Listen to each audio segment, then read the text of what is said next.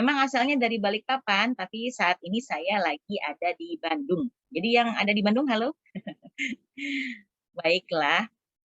Tema pagi ini sebetulnya saya disclaimer dulu ya. Saya sharing. Belum tentu yang sharing itu jauh lebih baik daripada yang mendengarkan. Bisa jadi justru saya sharing karena saya belajar lagi dan terus belajar lagi dan terus belajar lagi. Jadi ini sebagai orang yang memang paling tidak dalam rangka memperbaiki diri. Kita luruskan niat, kita ingin sama-sama belajar, semoga di hari dan bulan baik ini jadi pahala buat semuanya. Amin.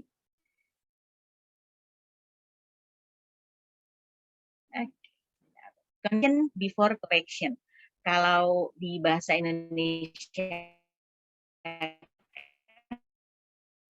mungkin koneksi sebelum koreksi, begitulah ya. Apa pernah baca, ada yang kayaknya pernah dengar selentingan gitu. Nah, terserah deh teman-teman ingin pakai bahasa Indonesianya atau pakai bahasa Inggrisnya. Tapi kalau saya supaya lebih nyaman, mungkin lebih enak pakai asalnya ya. Connection before correction. Pembicaraan kita pagi ini itu sebetulnya tentang apa sih? Ini kok kayak yang apa gitu ya? Tadi sudah sekilas dibacakan. Jadi kita tuh ingin bicara tentang disiplin positif. Disiplin positif, aneh ya. Disiplin kok positif? Emang ada disiplin yang negatif gitu? Kalau teman-teman Cerita Abadi mendengar tentang disiplin positif, atau disiplin deh, kata disiplin, yang terbayang di benak apa nih kira-kira? Nanti boleh ketik di chat ya. Apakah seperti tentara gitu? Atau mungkin disiplin itu berarti rapi, kemudian teratur, tepat waktu, tanggap gitu. Apa gitu yang terbayang? Boleh chat aja. Jadi kita nggak rame di sini. Ya, kalau saya pribadi, ketika saya mendengar atau membaca kata disiplin, jujur yang pertama kali di bayangan itu adalah seperti tentara gitu ya. Wah, pokoknya cepet gitu. Kalau ngerjain apa-apa sesuai dengan waktunya, cepet, cepet, cepet, cepet ya, gitulah ya. Tapi begitu saya membaca tentang atau mendengar istilah tentang disiplin positif ini, kemudian ada yang menggelitik gitu. Emangnya disiplin ada yang negatif? Bukannya disiplin bagus ya atau positif gitu ya? Nah, loh. Tuh ada yang jawab keteraturan yang kontinu. Oh, iya benar. Ini dia nih. Disiplin emang ada yang negatif? Nggak tahu. Kita lihat ya. Jadi kita tanya dulu, apa sih disiplin positif itu? Disiplin positif itu sebetulnya penerapan disiplin tanpa kekerasan dan tanpa ancaman. Di bold ya, tanpa kekerasan dan tanpa ancaman. Satu. Nah, dan dalam pelaksanaannya itu melibatkan komunikasi, ngobrol asik, efektif antara orang tua dengan anak. Iya. Kalau udah dua kata intinya dua kalimat ini udah agak-agak menggoyang gitu ya. Aduh. Tanpa kekerasan dan ancaman.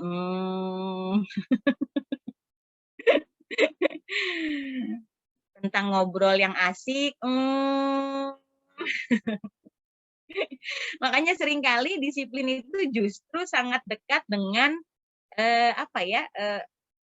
Dipaksa ya, diancem ya, benar apa benar? Kalau benar anggutin aja kepalanya. Saya juga ya, saya juga sama. Tapi kan tujuannya baik biar tertib gitu ya. Tapi kan tujuannya biar memang harus dipaksa dulu di awal gitu ya. Banyak lah ya kebenaran kemudian. Supaya tertib memang pembiasaan itu harusnya dipaksa dulu di awal. Oh, ada ya seperti itu juga. Nggak salah sih. Nah, kita akan tahu nanti. Oke, mungkin tidak salah. Tapi jadi bikin bahagia atau jadi bikin marah-marah. Nah, itu kita tahu nanti ya ke depan. Oke. Disiplin positif itu lebih kepada mengajarkan anak untuk paham ada konsekuensi dari perilaku mereka.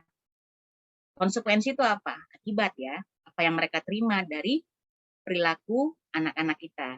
Jadi kalau misalnya mereka nggak tertib, misalnya mereka nggak teratur, nggak sesuai dengan apa yang disepakati, maka akan ada konsekuensi terhadap yang tidak mereka patuhi tersebut. Nah, dalam bahasan disiplin positif itu, anak diajarkan untuk muncul tanggung jawabnya dan menghormati interaksi dengan siapa dia berinteraksi, dengan orang tuanya, dengan lingkungan di sekitarnya, dengan siapapun.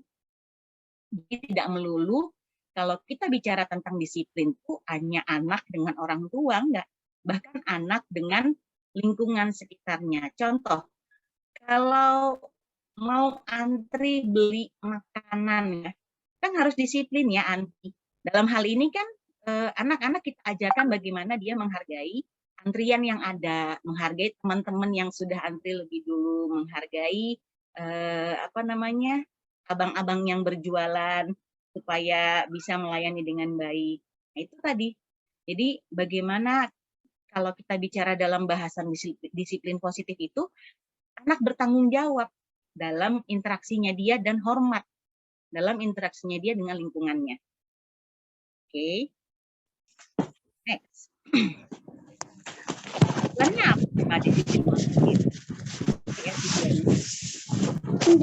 yang pasti supaya anak lebih tertib. Tapi ada hal lain, ada hal lain yang lebih ingin dicapai dari tujuan disiplin positif itu sendiri, yaitu jadi sebetulnya disiplin positif itu salah satu cara, which is mean ada cara lain ya dalam menegakkan disiplin, tapi kalau tujuan dari disiplin positif itu adalah salah satu cara yang bertujuan untuk menumbuhkan kesadaran serta memberdayakan anak untuk melakukan sesuatu tanpa sogokan, ancaman, ataupun hukuman.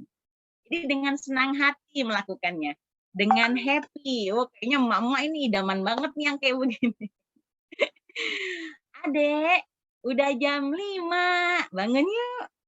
Oke, wah senang banget ya. Dream come true bunda gitu. Iya banget, sama. Apalagi ini ya, belajar puasa ini ya. Wah, bagaimana pengalamannya bunda-bunda? Sudah bergelut sampai segimana sabarnya? Ini curcol ya, curhatan mak-mak biasanya. Masya Allah. Alhamdulillah sesuatu. Happy banget ya bunda tuh kalau misalnya tiba-tiba Bang, Mbak, sahur nak, sahur. Ya bunda siap, waduh. Sumringah itu bundanya langsung. Nggak sahur juga nggak apa-apa, nggak gitu juga ya. Oke. Nggak usah lari ke pantai bunda, jauh. Oke, kita lanjut ya. Jadi ingat tujuan disiplin positif itu supaya apa? Supaya tumbuh kesadaran anak-anak akan apa yang dia lakukan tanpa ancaman, tanpa sogokan, tanpa hukuman. Nanti berujung pada tingkah laku yang disiplin itu.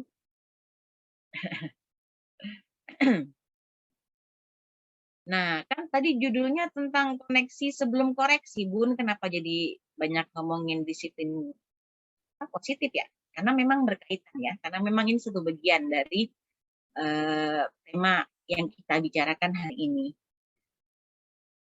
Ini dia.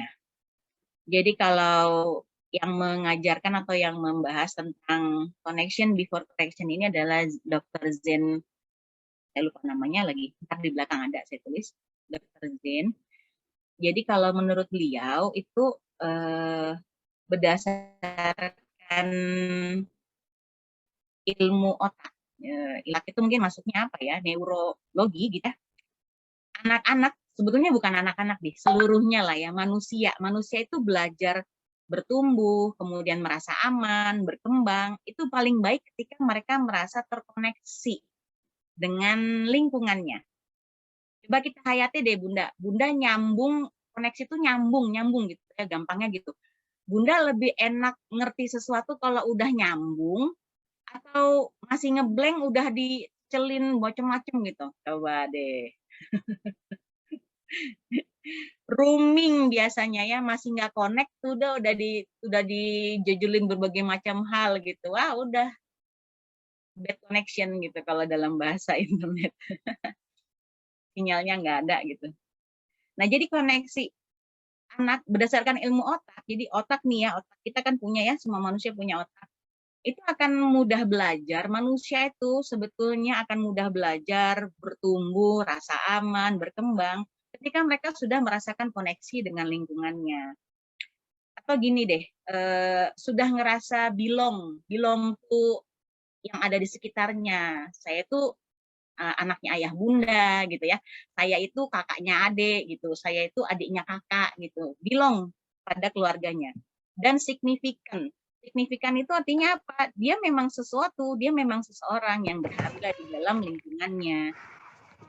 Bayangkan deh kalau Oh iya, misalnya bagus. kita ada dalam keluarga, kemudian lagi kumpul bareng-bareng misalnya buka puasa bersama gitu ya, tapi mungkin karena saking ramenya kita nggak ditegur gitu sama entah sama bundanya atau sama neneknya, nggak ditegur, tuh pasti ada perasaan nggak nyaman ya kan, karena nggak ngerasa terkoneksi, akhirnya mojok duduk di pojokan diem aja gitu, ngambek tanya. Nah ya kayak gitu deh. Iya, mungkin padahal neneknya udah banyak cucunya, bukan nggak peduli, tapi ya gitu karena banyak cucunya ya gitulah kurang lebih ya. Itu yang dirasakan anak-anak pada umumnya. Mereka akan merasa nyaman untuk belajar kalau sudah terkoneksi, nyambung, dan merasa dia tuh belong pada sesuatu, pada lingkungan sekitarnya, dan dia signifikan, dia spesial gitulah. Lalu ada juga penelitiannya, anak itu nggak akan bisa nyambung sama kita, atau kita nggak akan bisa mempengaruhi anak-anak kalau kita tuh belum belum sama sekali nyambung sama mereka. Gini deh, contohnya ya, mungkin sekarang banyak terjadi di kota-kota besar gitu, nggak di sini, nggak di dalam Zoom ini. Di kota-kota besar aja pokoknya. Ayah yang mungkin saking ya sibuknya ayah bekerja ya, Masya Allah. Pulang kerja, ayah juga masih bawa kerjaan. Kemudian ketemu sama anak, ya ngobrol, nyapa, adek apa kabar, gimana hari ini belajar apa, bla bla bla bla, dan pertanyaan yang sandar gitu. Mungkin ayahnya nanya juga sambil lihat HP atau sambil mengerjakan yang lain, naruh tas apa segala macam, nggak menatap wajah, nggak melihat gitu ya. Ini tuh nggak tidak mencerminkan sama sekali suatu hubungan antara ayah dengan anak, tidak hangat, kemudian standar gitu ya. Kalau anak zaman sekarang bilangnya B aja gitu. Bisa jadi juga ketika ditanya seperti itu sama ayahnya, dia akan jawab B aja gitu. Nah, si ayah yang nggak nyambung bingung gitu ya. Hah, B aja. Oh, matematikanya dapat B. Itu udah bener nggak nyambung. Nggak nyambung, bener nggak nyambung. Nggak juga dilihat itu tone atau nada atau wajah atau aura dari si anak bete gitu ya, nggak ngerti, nggak nyambung. Nah itu tadi. Jadi kita nggak bisa mempengaruhi anak kita kalau kita tuh nggak pernah menciptakan hubungan dengan mereka. Mungkin sampai di sini ada yang bingung. Bunda Reni saya bingung gimana ceritanya nggak ada hubungan antara orang tua dengan anak. Kan saya orang tuanya, jelas-jelas saya bundanya, bapaknya ya bapaknya gitu kan. Nggak ada hubungan gimana, aktenya jelas lahir dari saya gitu kan. Itu kan udah jelas hubungan. It doesn't mean like that gitu. Anda bisa jadi ibunya, ayah bisa jadi ayahnya. Tapi yang dia merasa terhubung dengan siapa? Bisa jadi sama Biinem, bisa jadi sama nenek, sama Uti, sama Ato di rumah yang memang ngurusin sehari-hari. Jangan protes dan jangan komplain. Lebih dengerin kata nenek daripada kata bunda. Kalau sampai itu yang dirasakan, coba bertanya, why? Coba lihat ke dalam diri, kenapa gitu ya. Aku yang melahirkan, kok aku yang nggak nyambung ya sama dia.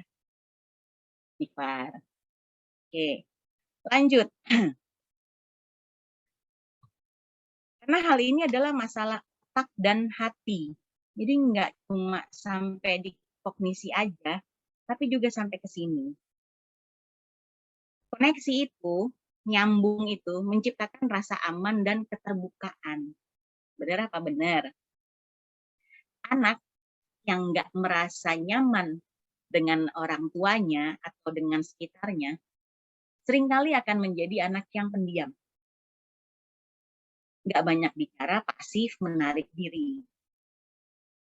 Walaupun di sekitarnya udah berusaha gitu ya, berusaha untuk nanya, meladeni, melayani, tapi kalau dia nggak merasa terkoneksi, diam aja gitu.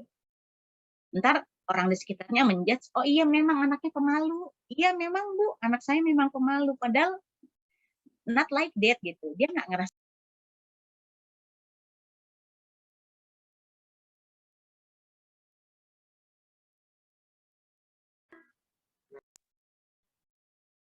Ya, maaf tadi termute ya.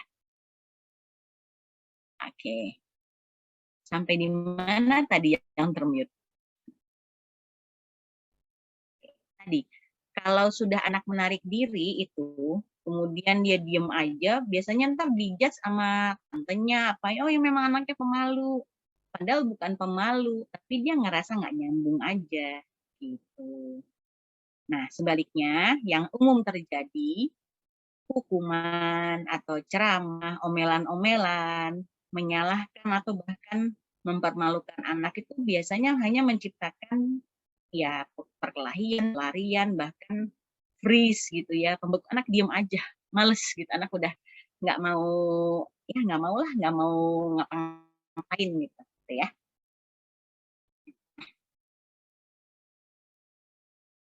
Apa sih hal-hal yang perlu diperhatikan dan dipersiapkan dalam connection before correction ini? Oke, apa yuk? Siap-siap ya, kalau yang bawa catatan boleh sambil dicatat. Pertama, habiskan waktu khusus dengan anak-anak. Maksudnya gimana? Mungkin ada istilahnya tuh quality time gitu ya. Oke, dalam satu hari 24 jam itu bisa jadi kita bekerja, baik itu di ranah publik atau mungkin sekarang ya selama pandemi kayaknya bekerjanya di rumah juga ya. Tapi kan namanya bekerja ya bekerja, ada waktu khusus. Oke, setelah itu tolong atur waktu dalam satu hari itu berapa menit yang khusus hanya untuk bersama anak-anak. Untuk apa? Untuk kita menciptakan hubungan ini gitu bagi anak kita. Dan tunjukkan bahwa kita memang menghabiskan waktu menyenangkan bersama mereka. Apapun yang dilakukan, bahkan hal konyol sekalipun gitu ya.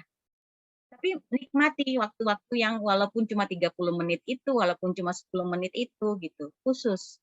Kalau bisa sih dibikin rutin. Nah, dalam momen Ramadan ini kan banyak sekali waktu-waktu yang bisa kita manfaatkan ya, ketika berbuka, ketika sahur gitu ya. Atau mungkin ada yang sebagian keluarga mengambil tarawih berjamaah di rumah barangkali ada juga sih gitu ya. Jadi manfaatkanlah waktu-waktu itu untuk khusus gitu bersama anak-anak supaya cipta hubungan dengan anak kita. Yang kedua itu mendengarkan. Mendengarkan. Mendengarkan itu bukan cuma pasang telinga ya ayah bunda. Saya sambil pegang makhluk ini juga bisa sambil dengerin gitu. Tapi perhatian saya nggak ke sana. Jadi ketika mendengarkan itu, kita benar-benar berhenti melakukan apapun yang sedang kita lakukan dan memberikan perhatian penuh kepada anak-anak kita. Jadi istilahnya itu right here, right now. Ada di sini sekarang. Gitu. Bukan ada di sini, tapi pikirannya di laptop, pikirannya di nanti sahur makan apa ya. Ya, oke Bun. Lanjut ya. Yang ketiga, coba validasi perasaan anak Anda. Aduh, ini bahasa apa lagi nih Bunda? Validasi itu maksudnya coba Anda kenali, coba Anda tanyakan kembali kepada anak Anda apa perasaannya. Ini nggak bisa tiba-tiba kita langsung ngerti, Bunda. Kalau kita nggak pernah mencoba untuk memperhatikan. Karena ini bagian dari bagaimana kita mengerti emosi yang sedang anak-anak rasakan. Emosi itu bukan hanya marah ya, senang, sedih, takut, terus malu, itu macam-macam emosi. Termasuk perasaan anak-anak, perasaan gembira, perasaan bahagia, perasaan deg-degan, takut, bingung, nah itulah ya. Nah, gimana cara validasinya? Ya itu, kalau kita sering memperhatikan anak-anak kita, tentu kita akan tahu. Kelihatan aneh kalau ada sesuatu yang terjadi. Misalnya, pulang dari sekolah gitu misalnya, dia diem aja. Ya itulah saatnya kita memvalidasi, tanya gitu. Abang kenapa kok Bunda lihat diem aja dari tadi? Abang nggak enak badan? Apa abang sakit? Itu memvalidasi kita. Bukan ngejudge tapi nanya. Abang sakit ya? Oh beda itu. Kalau memvalidasi itu bertanya ya, lebih tepatnya bertanya. Kenapa penting? Karena ketika kita memberikan perhatian lebih tuh anak merasa dipahami. Misalnya nih buka puasa, biasanya semangat dia diem-diem aja gitu. Kita tanya, kita validasi dulu, kenapa nak gitu? Nggak enak badan. Oh ya udah, tapi buka puasa dulu ya, biar enakan perutnya gitu. Nah itu tuh, oh iya Bunda tahu aku nggak enak badan. Jadi jangan kita malah maksa-maksa. Kamu tuh kenapa sih nggak makan-makan? Ini kan udah buka puasa, harusnya makan gitu. Nanti kalau gitu ya. Anaknya sebel Bu digituin, nggak dipahami banget. Ya Allah Bun, aku nih lagi nggak enak badan. Mungkin yang anak-anak yang udah menjelang pubertas ya, yang menjelang-jelang apa namanya perakil balik itu kan kadang ya kayak kita mau haid ya. Kalau kita mau haid itu kadang perasaannya kan nggak karu-karuan gitu. Belum haid tapi mau haid gitu kan macam-macam ya. Gitu. Bisa jadi itu. Bisa jadi mungkin dia tadi pas apa namanya harinya tidak begitu menyenangkan gitu ya. Apa tadi habis main sama adenya atau sama abangnya gimana gitu. Ya itulah. Selanjutnya, bagikan perasaan Anda dan pemikiran Anda bila perlu. Jadi orang tua tuh juga boleh loh say something dengan anak-anaknya. Maksudnya cerita perasaannya Bunda, curhat ya, temen ngobrol gitu. Boleh. Misalnya gini, aduh Mbak, Bunda tuh pusing banget tadi ke pasar Mbak, ya Allah harga-harga naik semua, udah jadi curcol ya. Aduh Mbak, Bunda bingung banget deh, minyak gorengnya mahal banget. Ya udah kita nggak makan gorengan ya, nggak apa-apa ya gitu. Gimana Mbak menurut Mbak? Bikin apa dong gitu. Nah itu kan apa ya, bagikan perasaan pemikiran Bunda. Walaupun mungkin Anda ngobrolnya sama anak umur 5 tahun gitu ya.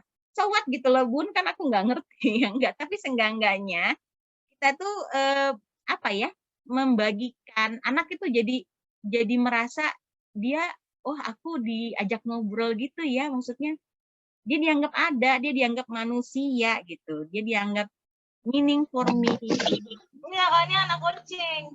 Allah. Teman curhat Bunda gitu kan ya. Nah, karena ini efeknya sangat besar. Ketika kita mau menempatkan posisi mereka sebagai equal dengan kita, mereka juga akan merasa didengar gitu. Sehingga terjalin tuh hubungan itu.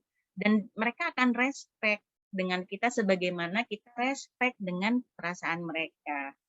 Yang paling sering gini nih, oh Bunda lapar, misalnya masih 5 tahun ke bawah ya anak-anaknya. Bunda boleh buka puasa nggak? Boleh ya Bunda sekali ini aja gitu kan, udah melas-melas gitu ya. Gitu aja nggak bisa. Maaf sih, kan kakak udah gede. Nah ini nih nggak bener-bener nggak mencoba untuk menghayati perasaan anaknya, Bun. Lebih baik Bunda menyampaikannya, oke, abang lapar ya. Tadi sahurnya gimana?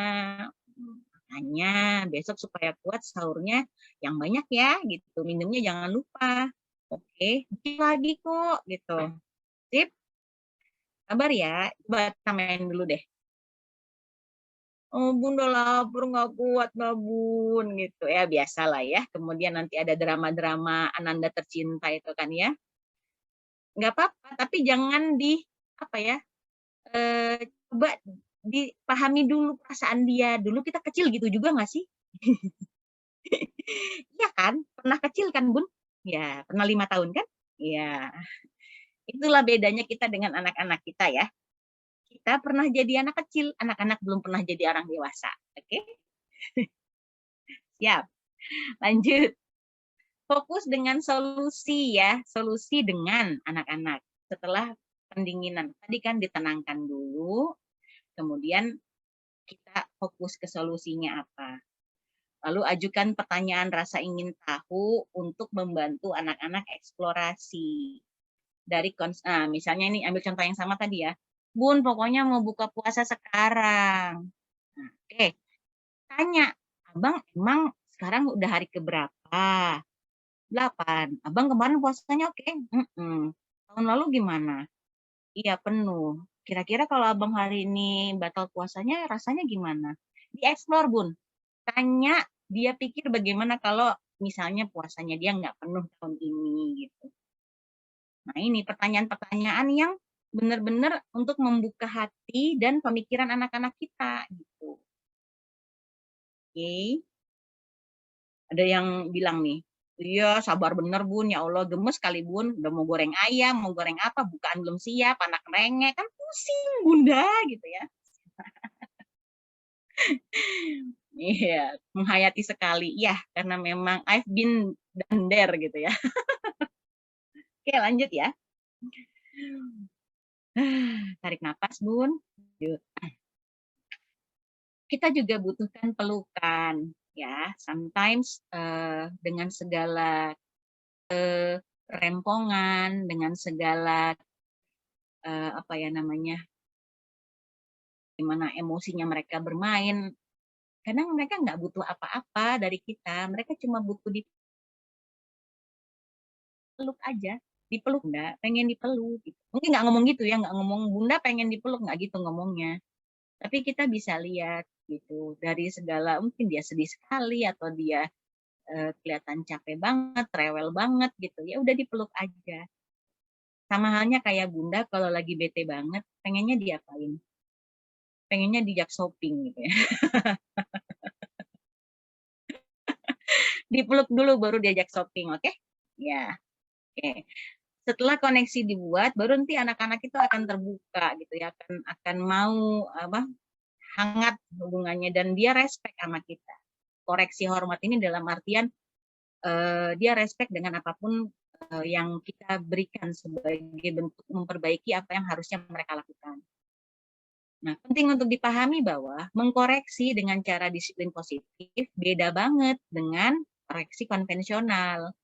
Perbedaan terbesarnya ada di mengenai melibatkan hukuman. Nah, itu dia. Makanya tadi kan di awal saya bilang kalau disiplin ingatnya apa? Sangat-sangat dekat dengan kalau nggak disiplin dihukum, disetrap, kena sanksi dan gitu-gitulah ya. Nah, itu tadi. Orang dewasa melakukan sesuatu terhadap anak apabila dia tidak lakukan disiplin. Kalau cara lama ya, cara konvensional. Nah, kalau disiplin positif, itu orang dewasa mengajak anak bersama-sama untuk cari solusinya. Tanpa hukuman, tanpa paksaan, tanpa sogokan. Nggak gampang? Iya, memang tidak gampang. Banyak banget ngobrolnya, Bun. Memang. Karena kita perlu membina obrolan itu. Tadi ya, tuh. Kalau saya ingat, misalnya saya lagi ngobrol gitu sama anak saya dalam rangka menegakkan disiplin positif. Kadang atau papa saya gitu ya. Jadi ngomong ini cerita aja share. Nggak sabar gitu, udah komentar. Banyak banyak kali ngomongnya itu ya orang Batak ya. Udah action aja gitu. Aduh. Siapa yang juga seperti itu, Cung? Iya Bun, susah kitanya udah berusaha berbusa-busa ngejelasin anaknya, kakek neneknya udah nggak sabar, gergitan gitu ya. Sabar, sabar.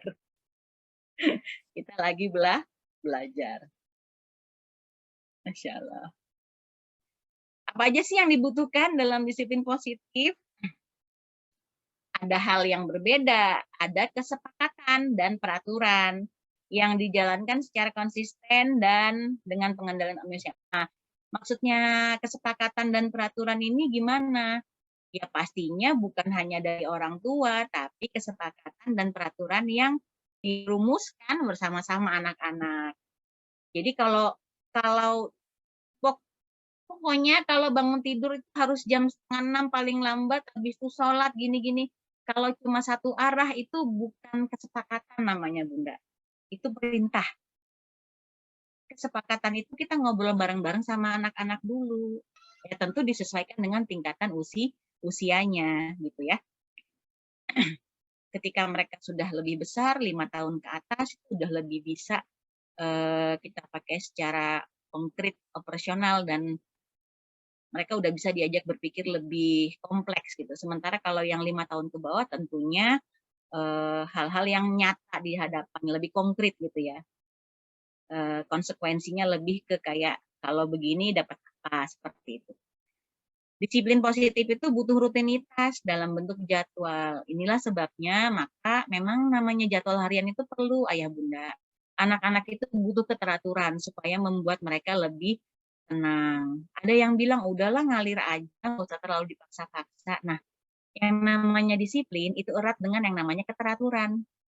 Jadi memang harus dibuat dan disepakati jadwal, kebiasaan baik yang ingin dicapai, dan contoh-contoh yang baik ya dari orang tua. Jadi jangan jangan sampai orang tuanya ngasih jadwal, sudah sepakat jadwal yang sama, tapi ayah bundanya nggak ada jadwal. Aduh, nanti anaknya komplain, ya gitu. Bunda, kenapa sih Bunda nyuruh kita ngaji habis sholat selalu paling nggak 2 lembar? Bunda udah ngaji belum? Iya. Yeah. Hati-hati loh, anak zaman sekarang keren banget. Ya, anak zaman dulu juga sih, gitu ya. Tapi zaman sekarang jauh lebih keren lagi, insya Allah. Nah, hal-hal ini bisa dimulai dari usia sangat dini, beneran deh. Bahkan saya belajar dari dosen saya, bayi umur 2 bulan itu sudah bisa dilatih toilet training. Wow, gimana ceritanya? Iya, pembiasaan tadi. Jadi bayi, ini share ya, sekedar cerita. Bayi 2 bulan itu bisa dijadwalkan gitu. Jadi dibukain pampersnya, nanti diarahkan ke potinya gitu ya. Untuk dia terbiasa gitu. Jadi terbentuk jam biologisnya. Dia pipis. Wow, luar biasa. Dosen saya yang mengajarkan. Bisa, Ren bisa ya Bu ya? Oh, Masya Tung Allah. ting tung. Gitu. Jadi bisa sekali diajarkan sejak usia dini. Tentu tidak dengan paksaan ya, sesuaikan dengan usia anak. Dan kata kuncinya adalah konsisten. Hari ini begini, hari itu begitu, ya nggak bisa lah. Harus konsisten. Baik ayahnya, baik pun bundanya. Sehingga konsistenan kita itu yang akan membentuk kemandirian anak. Lanjut. Kenapa hukuman tidak membantu anak menjadi disiplin? Karena memiliki dampak jangka pendek ataupun jangka panjang yang berpengaruh terhadap kemandirian anak. Kalau dari hukuman coba ayah bunda hayati deh, yang justru lengket apanya? Perasaan nggak enak, kesel gitu kan ya, nggak nyaman. Terus kalau udah keseringan dihukum jadinya baal apa? Nanti nggak bahasanya baalnya apa ya? Jadinya udah nggak mempan lagi ya, paling dihukum, paling disuruh ini, paling disuruh itu. Jangankan menjadi teratur, yang ada malah jadi makin ya wes ambiar gitu ya. Paling diginiin, paling disuruh ini, itu dihukum lagi gitulah ya. Anak jadi pemberontak, pembohong gitu kan. Demi dia menghindari hukuman, akhirnya dia ngeles gitu ya, cari alasan yang lain gitu. Tujuan kita nggak tercapai, dia disiplin, yang ada dia hanya menjadi semakin rebel. Lalu tumbuh menjadi anak-anak dengan ketakutan, rasa bersalah yang besar. Ini akan terus terbawa sampai dewasa dan akhirnya jadi dosa jariah gitu ya. Maksudnya dia punya anak, suatu saat dia cuma punya tahu cara yang seperti itu, dia mendidik anaknya dengan cara yang itu juga. Akhirnya gitu lagi, begitu lagi. Jangan sampai ya, naudzubillahi min dzalik, stop sampai di kita aja. Disiplin positif itu menggunakan motivasi internal dari dalam diri anak-anak untuk mencapai tujuannya. bukan motivasi eksternal seperti hukuman atau ancaman ataupun malah pujian gitu, bukan, itu masih dari luar sifatnya. Oke. Nah, berilah dukungan bukan pujian. Oh, bedanya apa ya? Dukungan versus pujian. Nih, ayah bunda hati-hati. Ternyata sikap baik kita memuji anak bisa jadi bumerang. Oh, gimana tuh? Pujian itu fokusnya pada pelakunya. Misalnya, good boy, aduh anak soleh, keren banget gitu. Apanya? So, dukungan itu begini bunyinya, pada perilakunya. Wah, mama senang banget nih, adik sudah tertib salatnya. Mama sangat menghargai usahamu untuk puasa hari ini. Hebat gitu ya. Gitulah. Fokus ke apa nih yang dilakukannya. Pujian hanya akan menghasilkan atau mengakui hasil yang sempurna. Kalau keren aja baru dipuji gitu kan. Wah, kamu melakukannya dengan benar, hebat gitu. Beda dengan dukungan. Kalau dukungan itu mengakui usaha melalui ungkapan seperti udah hebat, adik udah berusaha yang terbaik. Gimana rasanya bisa puasa setengah hari? Senang? Ya gitu ya. Jadi yang dihargai itu usahanya gitu. Beda banget. Oke. Nah, pujian itu kalau keseringan malah mengajarkan anak untuk tergantung pada penilaian orang lain. Berubahnya karena dipuji. Kalau nggak dipuji, nggak berubah. Sementara kalau dukungan itu mengajarkan anak mengevaluasi dirinya sendiri, berubahnya demi kebaikan diri sendiri. Oh, ternyata pujian juga bisa menyesatkan ya, Bunda, benar. Pujian itu bisa menyesatkan. Nah, tujuan dari pujian ini sebetulnya persetujuan orang lain bahwa si anak sudah melakukan hal yang benar. Sementara kalau dukungan itu menanamkan pemahaman tentang apa yang sudah dilakukan oleh anak. Beda banget ya. Nah, ini mulai sekarang jadi harus diperbaiki. Mau muji atau mau mendukung nih? Gitu. Ini ada pertanyaan lagi. Jadi anak nggak boleh dipuji, Bun. Bukan nggak boleh dipuji, dipuji pada porsinya. Itulah namanya dukungan. Ya. Kalau muji-muji jangan, wah cantik banget, jangan gitu deh gitu. Karena ya itu hanya akan menjadi apa ya, simbol aja gitu. Cantik itu kayak gimana sih? Padahal kan cantik itu relatif ya. Dan semua anak perempuan cantik gitu. Karena kalau ganteng anak laki-laki gitu ya. Lanjut. Panduan disiplin positif. Nah, ini sebetulnya garis besar aja ya Bunda, bisa disederhanakan.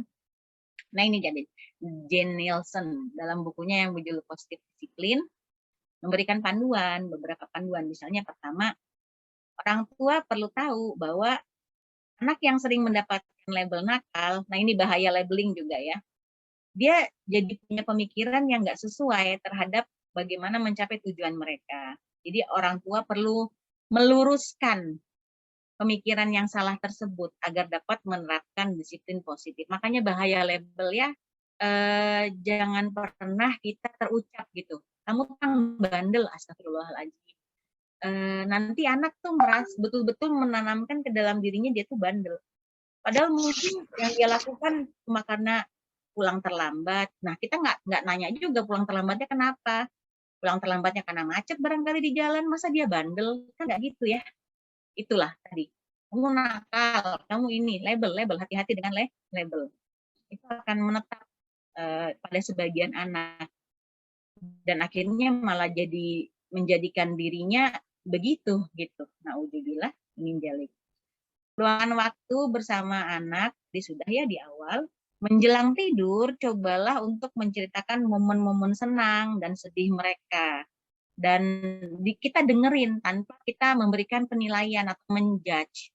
Misalnya dia cerita, tahu nggak Bun, tadi itu temen ketemu apa namanya, oh suka ngomongin orang begini. Terus Mbak Pipa bilang, kamu kenapa sih kayak nggak ada kerjaan lain?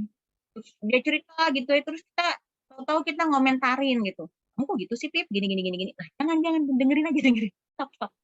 Di saat momen-momen tidur ini tuh kita mendengarkan aja, membiarkan dia mengeluarkan apa yang dia rasakan gitu. Paling kalau kita mau nanya lah, bukan menjudge. Adek seneng nggak? Mbak seneng nggak? Abang seneng nggak? Abang gimana rasanya? Itulah ya. Lalu gunakan bahasa positif. Misal, duduk di sofa dulu ya, tolong tunggu sampai lantainya kering, karena nanti bisa kepleset. Daripada kita bilang, stop, jangan lewat, lantainya basah, gitu. Ada bunda yang protes nih, rebet amat bunda Reni, itu ya, kelamaan udah kadung jatuh anaknya.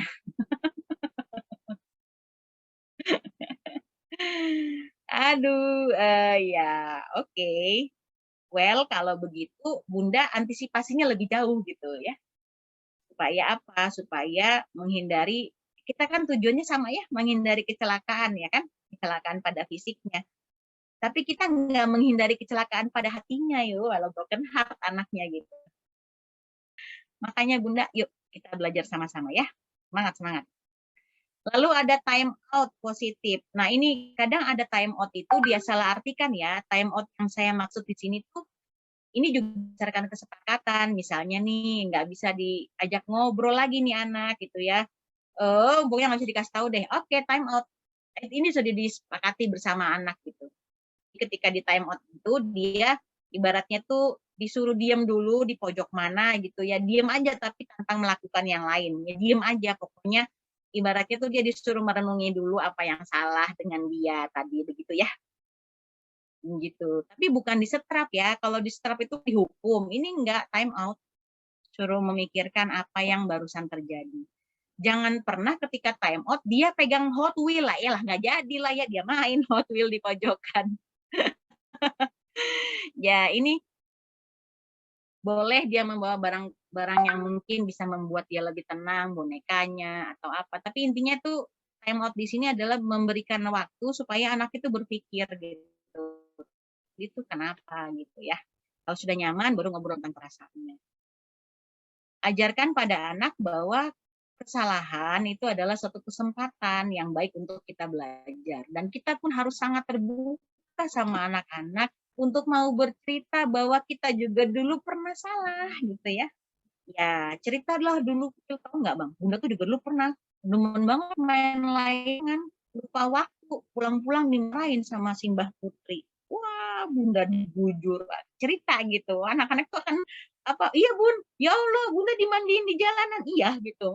Cerita, cerita, cerita yang apa ya? Membuat mereka tuh, wah ternyata bundaku juga. Ini bukan buka aib ya, tapi lebih kepada bagaimana dari situ kita ambil ya jangan cuma cerita doang, habis itu apa yang kita ambil dari pelajaran itu semua gitu. Oke. Di sini ada 3 R, recognize your mistake, reconcile, be willing to say sorry, lalu resolve. Maksudnya kenali kesalahanmu tuh apa. Jadi kalau kita misalnya nyuruh anak minta maaf, ayo abang minta maaf. Kita pastikan dulu anak tahu salahnya di mana gitu. Tahu nggak salahnya apa? Seperti itu. Tahu nggak salahnya apa, nanyanya yang halus ya bun. Tahu nggak salahnya apa? Aduh, masih ngegas bundanya. Yang ada anak nggak bisa mikir gitu. Tahu nggak salahnya apa gitu. Karena kalau cuma sekedar minta maaf siapapun bisa, tapi tidak memberikan apa ya, tidak menjadi koreksi gitu kan ya. Lalu reconcile, to say sorry. Oke, dia bisa ngomong sorry, bisa ngomong maaf bunda karena abang begini atau karena mbak Pipa begini, karena begitu. Lalu resolve, oke ambil kebaikan. Fokus pada solusi, bukan pada konsekuensi dari kan gara-gara kamu nggak nurut akhirnya begini, jangan. Itu sudahlah, itu harga yang harus dibayar. Tapi solusinya apa gitu. Perhatikan aspek related, respectful, dan reasonable serta helpful. Jadi kalau cari solusi itu tolong yang berkaitan gitu ya. Misalnya abang nggak belajar gara-gara keasikan main gitu kan. Oke, sebagai solusinya mungkin berarti malam ini abang harus belajar mengganti waktu yang tadi terlewat. Respect sama dia, ya usahakan jangan sampai dalam perut kosong, makan dulu gitu kan. Kasih alasannya kenapa. Terus fasilitasi apa yang bisa dibantu dengan itu. Ya.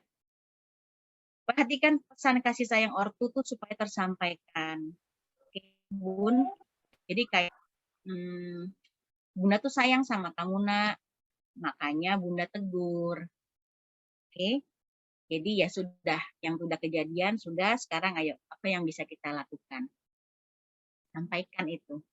Bahkan kalau Bunda habis marah, lagi kesel sekalipun sama anak, jangan pernah luput untuk menyatakan di akhir, "Nak, tahu nggak kalau kamu Bunda sayang? Nak, tahu nggak kalau kamu disayang, Nak?" Tatap matanya, pegang wajahnya. Karena pada dasarnya, anak-anak itu akan belajar banyak dari bagaimana Bunda menyampaikan pesan cinta itu. Gitu. Sehingga mereka akan bisa sampai pada kesimpulan bahwa bahkan ketika aku dimarahin pun, itu aku dimarahi karena Bunda sama Ayah sayang sama aku. Pernah nggak Bunda yang merasakan anak dimarahin bukannya berlari menjauh, tapi malah mendekati Bunda dan Ayahnya. Malah berlari mendekat minta dipeluk. Padahal lagi dimarahin. Gitu ya. Happy nggak rasanya begitu? Lumer nggak rasanya? Lumer, Bun. Lumer. Karena pada detik itu mereka menyadari, mereka bertambah dewasa, mereka bertambah paham, aku melakukan kesalahan. Dan itu bikin bundaku marah. Tapi oke, aku mau minta maaf. Tapi aku bahagia aku dimarahin, karena berarti ayah bundaku masih sayang sama aku.